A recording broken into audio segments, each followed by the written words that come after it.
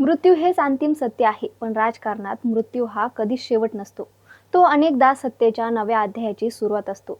अजितदादा पवार यांच्या अचानक आणि दुर्दैवी निधनानंतर महाराष्ट्राच्या राजकारणात एक मोठी पोकळी निर्माण झाली आणि त्याच पोकळीतून एक नाव पुढे आले, ते म्हणजे सुनित्रा पवार.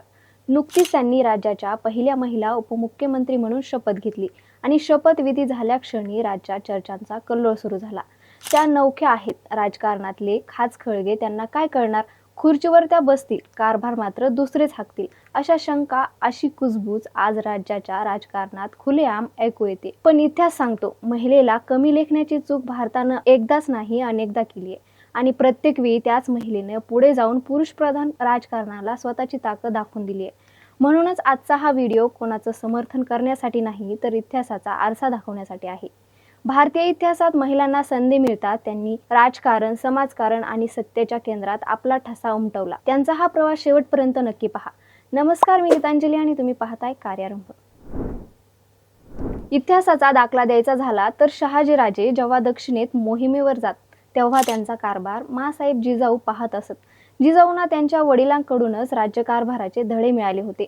त्यामुळे जिजाऊंनी छत्रपती शिवाजी महाराजांसारख्या वीर योद्ध्याला जन्म दिला. छत्रपती संभाजीराजे हे देखील जिजाऊ माँसाहेबांच्या छत्रछायेखाली तयार झाले होते. महाराणी येसूबाई यांनी तर स्वराज्याच्या कुलमुखत्यार हे पद सांभाळलं होतं. जेव्हा छत्रपती संभाजी महाराजांना कैद केलं तेव्हा छत्रपती राजाराम राजांना गादीवर बसवण्याचा धाडसी निर्णय येसूबाईंनी घेतला होता. राजाराम महाराजांच्या पाठीशी महाराणी ताराराणी खंबीरपणे उभ्या होत्या.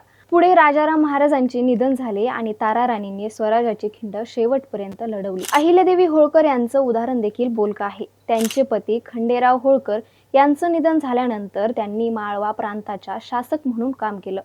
महात्मा ज्योतिराव फुले यांना सावित्रीमाई फुले यांनी खंबीरपणे साथ दिली. म्हणूनच त्या मुलींच्या शिक्षणाच्या मुख्य प्रवाहात आणू शकल्या. हा झाला त्या काळचा इतिहास. अर्थात त्या थोर महिलांची आणि राजकारणातील महिलांची तुलना होऊ शकत नाही. पण भारतीय लोकशाहीत देखील अशी अनेक उदाहरणे आहेत ज्यांनी आपल्या कर्तृत्वाचा शिक्का उमटवला होता. पंडित नेहरूंचे निधन झाले तेव्हा त्यांचा वारसा पुढे कोण चालवणार असा प्रश्न निर्माण झाला होता. अशा वेळी त्यांची कन्या इंदिरा गांधी पुढे आल्या. जेव्हा इंदिरा गांधी पहिल्यांदा पंतप्रधान झाल्या तेव्हा त्यांना गुंगी गुडिया म्हणून संबोधण्याची चूक त्या काळच्या राजकारण्यांनी केली होती. नंतर याच गुंगी गुडियाने अमेरिकेचा विरोध झुगारून पाकिस्तानची फाळणी केली. 1983 पर्यंत इंदिरा गांधीची भारतात सत्ता होती. इंदिरा गांधींचे पुत्र संजय गांधी यांच्या निधनानंतर त्यांच्या पत्नी मनेका गांधी या कित्येक वर्षानंतर राजकारणात आल्या, केंद्रीय मंत्री देखील झाल्या. तर राजीव गांधी यांच्या निधनानंतर 5 वर्षांनी सोनिया गांधी राजकारणात आल्या. त्यानंतर त्यांनी सलग 10 वर्ष सत्ता राखली. दिल्लीच्या माजी मुख्यमंत्री शीला दीक्षित यांनी पतीच्या निधनानंतर प्रशासकीय आणि राजकीय दोन्ही पातळीवर ठसा उमटवला होता. राजस्थानच्या वसुंधरा राजे यांनी पतीपासून घटस्फोट घेतल्यानंतरही राजस्थानच्या राजकारणात मुख्यमंत्रीपदापर्यंत मजल मारली. त्यांना राजघराण्याची पार्श्वभूमी असली तरी त्यांचा राजकीय संघर्ष हा स्वतःचाच होता. तामिळनाडूच्या माजी मुख्यमंत्री जयललिता यांनी एम.जी. रामचंद्र यांना आपला पती मानले होते. त्यांच्या निधनानंतर जयललिता यांनी पक्षाची सारी सूत्रे आपल्या हातात घेत दीर्घकाळ तामिळ राजकारणावर प्रभाव पाडला होता.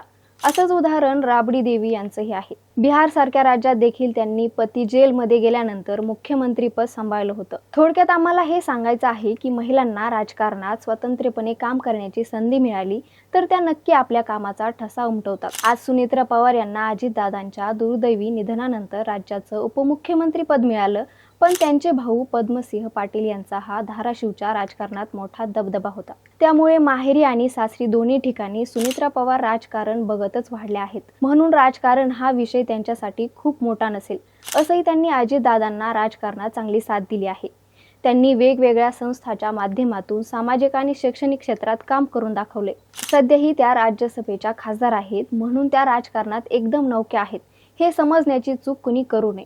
आम्हाला आशा आहे सुनित्रा पवार उपमुख्यमंत्री म्हणून आपल्या कामाचा चांगला ठसा उमटवतील. त्या ऍक्सिडेंटल DCM ठरणार नाहीत. सत्ता ही अपघाताने मिळू शकते, पण नेतृत्व सिद्ध करावं लागतं आणि सुनित्रा पवार यांच्याकडे हे सिद्ध करण्याची संधी आहे आणि क्षमता देखील.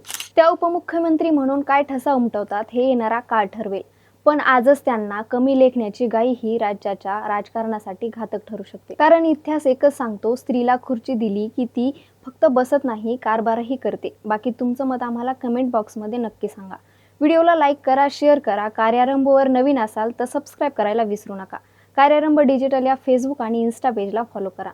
धन्यवाद.